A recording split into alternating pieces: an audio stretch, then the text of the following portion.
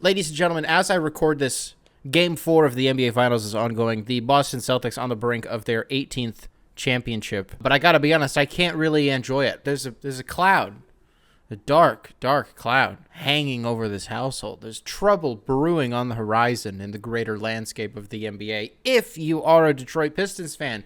And we've clocked it. We've documented it on this show, on the program The Coping Hour, available here on YouTube and over on Spotify. We've done a sufficient job warning the people of what's to come. The fact that JJ Redick might be your next head coach. And the only way that that's going to happen is if Monty Williams is not the coach anymore. And then some dominoes kind of started to fall in a certain direction. We thought, oh my God, is it happening? Is the sky falling? Before it comes out that Monty Williams' job is under evaluation by newly appointed president of basketball operations, Trajan Langdon. And then we got a new report coming out today from, who was it? Woj. I probably should have had the name in front of me. Top assistant from New Orleans, like shooting guru, poached from the Pelicans, joining Monty Williams' staff. People thought to themselves, what the whoa, what the, like, you were like, what? Like, huh? So Monty Williams is adding guys to his staff? I thought we were evaluating his job. And I thought there was no way in hell that he was going to get out of this. Surely the only reason you were doing this, and maybe the reason it was taking so long, is because you were working on some negotiation behind the scenes to, do some sort of, facilitate some sort of a buyout, maybe give the Pistons back a little bit of money. Sorry about all this. Pay me my shit for the most part, but here's a little kickback. Wait, so you're telling me that the Pistons all along actually plan on keeping Monty Williams? I cannot emphasize this enough. I don't know fucking anything.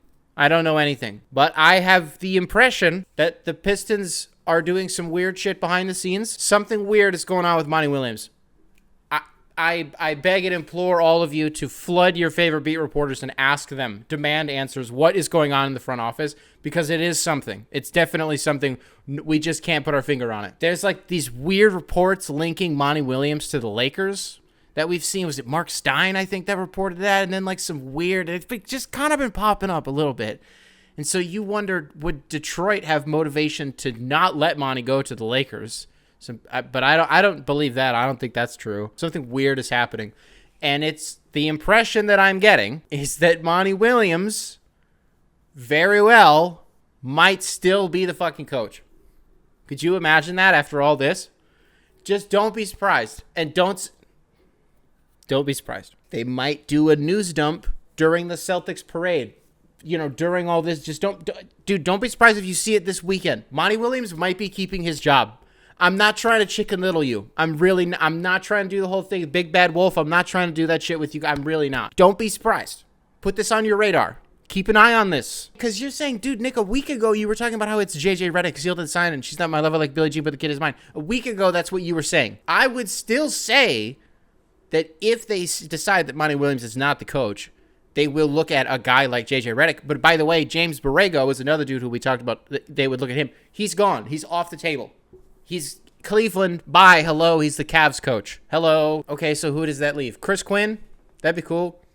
Or JJ Redick. He's on the list, man. But something's going on. Bother the beat reporters.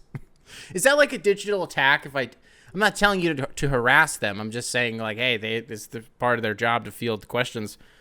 One of them's got to be doing a mailbag soon, right? That's when you can do it. And here's the thing, is if you let Monty Williams keep his job here, so what happens if they start the season and they're 7-29? What if are you going to fire him then? Okay, so he got 36 additional games for why? For what reason?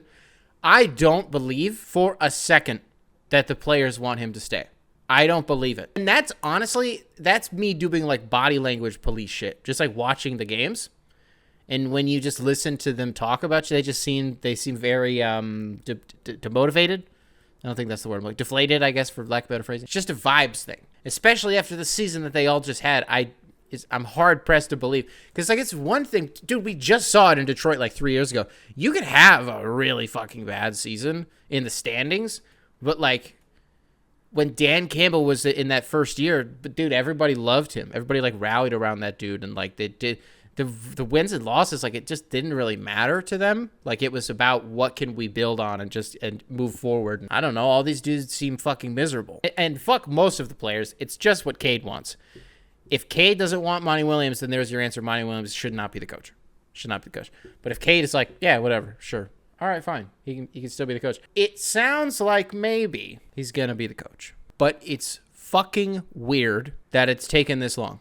It's a little bit weird. Monty Williams may still be your coach.